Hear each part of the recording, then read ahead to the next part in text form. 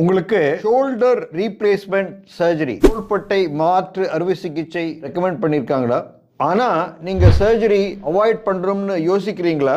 இந்த வீடியோவில் shoulder arthritis இருந்தால் எப்போ சர்ஜரி தேவை, எப்போ பிஆர்எஸ் ஆர் பயாலஜிக் ட்ரீட்மெண்ட்ஸ் வேலை செய்யும்னு சிம்பிளாக எக்ஸ்பிளைன் பண்ணுறேன். ஷோல்டர் ஆர்த்ரைட்டிஸ்னா ஜாயிண்ட்டுக்குள்ள இருக்கிற கார்ட்லேஜ் மெல்ல மெல்ல தின் ஆகும். அதனால கையை மேலே லிஃப்ட் பண்ண முடியாது, நைட்டில் பெயின் வரும், ஸ்டிஃப்னஸ் இருக்கும், டெய்லி ஆக்டிவிட்டிஸ் கஷ்டமாகும். இப்படி இருந்தால் பல பேருக்கு ஷோல்டர் ரீப்ளேஸ்மெண்ட் வேணும்ட்டு சொல்லுவாங்க.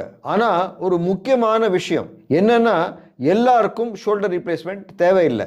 ஆர்த்ரைட்டிஸ் இருந்தால் நெக்ஸ்ட் ஸ்டெப் சர்ஜரி தான் அப்படின்ட்டு நிச்சயம் கிடையாது. கரெக்ட் ஸ்டேஜாக இருந்தால் ஜாயிண்ட் ப்ரிசர்வேஷன் மெத்தட்ஸ் இருக்கு.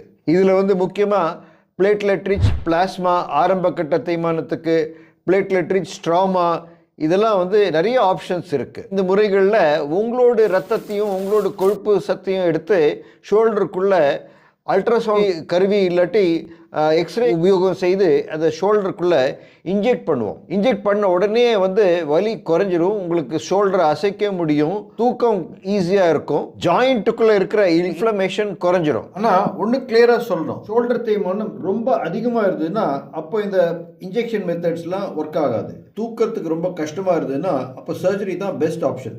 இதில் ஷோல்டர் ரீசர்ஃபேசிங், ஷோல்டர் ரீப்ளேஸ்மெண்ட் பண்ணலாம். கரெக்ட் பேஷண்ட்டில் கரெக்டான ட்ரீட்மெண்ட் தேர்ந்தெடுத்தா உங்களுக்கு சக்ஸஸ் கேரண்டீட். மேலும் உங்களுக்கு இதை பற்றி தெரிஞ்சுக்கணும்னா இந்த வீடியோவை பாருங்கள். இதில் ஒரு 65 வயசு நபர் ஷோல்டர் சர்ஜரி பிளான் பண்ணியிருந்தாங்க. ஆனால் அவர் ஷோல்டர் சர்ஜரி அவாய்ட் பண்ணணுன்ட்டு யோசிச்சு இங்கே வந்தாங்க.